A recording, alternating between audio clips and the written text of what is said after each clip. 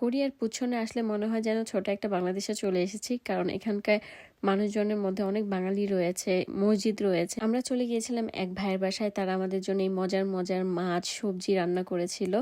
আসলে ছেলেদের হাতেও রান্না যে এত মজার হয় এগুলো না খেলে বোঝা যেত না। তারা আমাদেরকে অনেক সমাদর করছিল আর আমরা রাতে অনেক মজা করে খেয়েছি।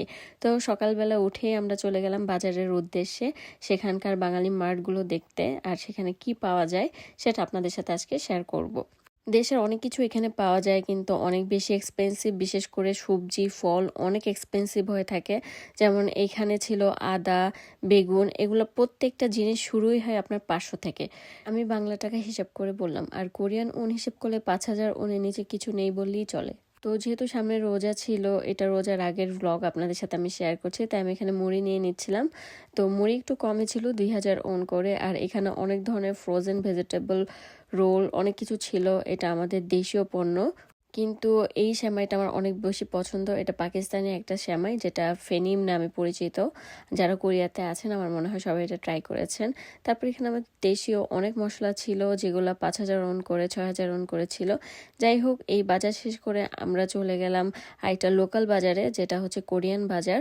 তো যাওয়ার পথেই দেখছিলাম এরকম অনেকগুলো আমাদের দেশে নিউ মার্কেটের মতো কাপড় ছিল এখানে, যেগুলো একটু কম প্রাইসে ছিল, যেমন 10,000 20,000 এরকম করে, মানে বাংলার টাকা হিসাব করলে 1000 2000 করে। আমরা সেখান থেকে কিছুই নেইনি, কারণ আমাদের তেমন কোনো কিছুই প্রয়োজন ছিল না। আর এখানে অনেক বাঙালি রেস্টুরেন্টও ছিল, হালাল রেস্টুরেন্ট, তাই এখানে আমার খুব ভালো লাগছিল। আশেপাশে অনেক বাঙালিও দেখছিলাম। যাই হোক, অবশেষে চলে আসলাম আমরা সেই কোরিয়ান মার্টে। তো কোরিয়ান এই লোকাল মার্কেটগুলোতে একটু দামে কম পাওয়া যায়। যেমন এখানে ব্রকলিগুলো ছিল 1000 ওন করে, মানে অনেক কম ছিল। নর্মালি আমাদের ওইখানে ব্রকলি কিনতে গেলে আমরা 3000 ওনের নিচে কিছুই পাই না। তারপর এখানে ছিল টমেটো, যেগুলো একটু কমে ছিল।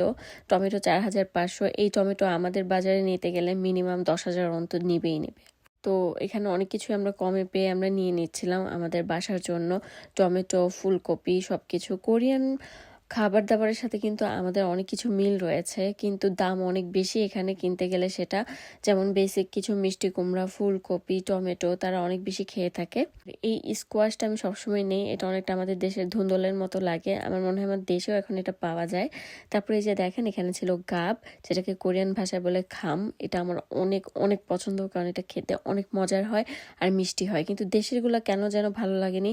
আমি একবার নিয়ে ট্রাই করেছিলাম। তো যাই হোক, আমার এই ভ্লগে আজকে আপনারা কোরিয়ান একটা বাজার আর আমাদের বাংলাদেশের দেশি মার্টগুলো দেখতে পেলেন। আশা করি আপনাদের আমার ভিডিওটা ভালো লেগেছে। আমি একবারই নতুন ইউটিউবে, আমার চ্যানেলটা অবশ্যই সাবস্ক্রাইব করবেন, তাহলে আমি অনেক বেশি খুশি হবে আর নতুন নতুন আরও অনেক ভিডিও দিতে ইন্সপায়ার হব।